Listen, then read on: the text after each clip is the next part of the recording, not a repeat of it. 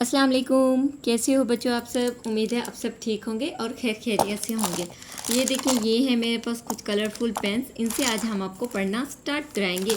ये देखिए, ये लिखा हुआ है A for apple, A for ant, A for apple, A for ant. This is a A. ये देखिए, ये है मेरे पास brown colour, this is a brown colour.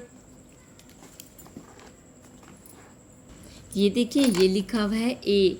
आज हम आपको ट्रेस करना बताएंगे ए ब्राउन कलर से। A, this is a A, this is a A, this is a A for apple, A for apple, A for apple, A for apple, this is a A for apple, this is a A for apple, apple, a for apple, a for apple, a for, this is a for apple, this is a for apple, a for